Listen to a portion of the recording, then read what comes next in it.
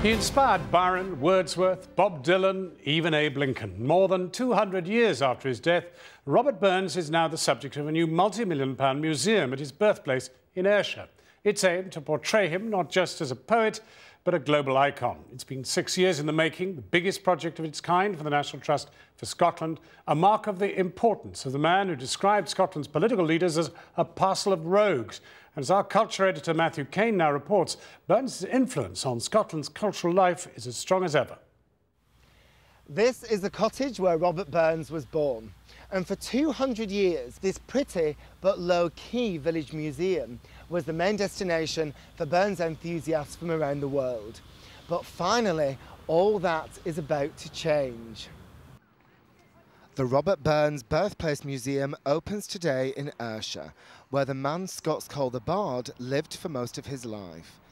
Its grounds are full of newly commissioned art inspired by some of the poet's most famous work, such as A Red, Red Rose and To a Mouse.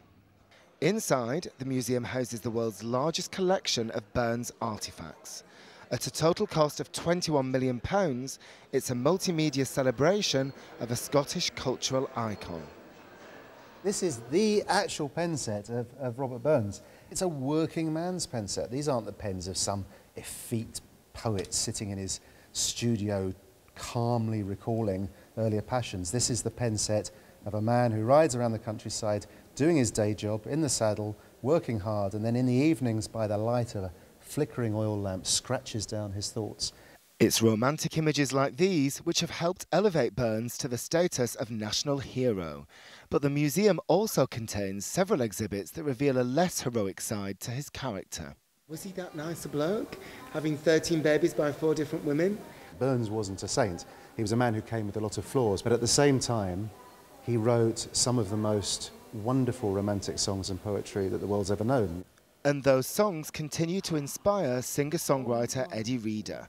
As a newly appointed Burns ambassador, she's been invited to the museum to see one of the original manuscripts for the poet's most famous song, Auld Lang Syne.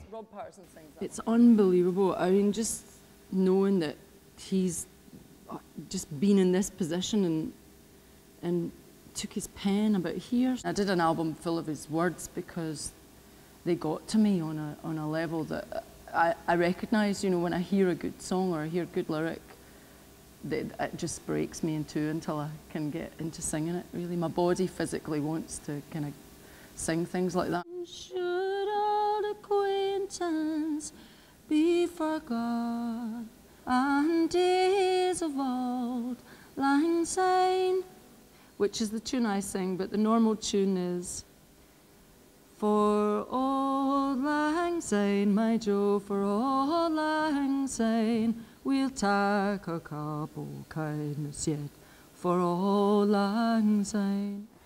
There's no doubt that Robert Burns is fundamental to the fabric of Scottish cultural identity. Because of this, his work is often commandeered by politicians to boost their Scottishness. Burns had a phrase and a style for each and every occasion. Leader of the Scottish National Party, Alex Salmond, has been accused of hijacking Burns for his own political ends. But the Bard's beliefs don't fit very easily with modern political labels. I think the patriotism that he engenders is more the fact that he was Scottish and he was a genius, and that his words ring down the ears. He was a patriot, but he looked further than narrow patriotism as well. He was a supporter of the human race rather than just the Scottish race. Ultimately, it's this humanity at the heart of Burns' work which has attracted so many fans over the centuries. As Abraham Lincoln once said, I can say nothing worthy of his generous heart and transcending genius. Modern-day fans are hoping the new museum will finally provide a worthy celebration of this genius.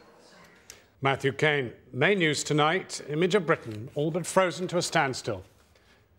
Travel disruption estimated at £1.2 billion a day. Almost every part of Britain carpeted in snow or ice. Airports closed. More than 4,000 schools shut. Temperatures set to plummet even lower.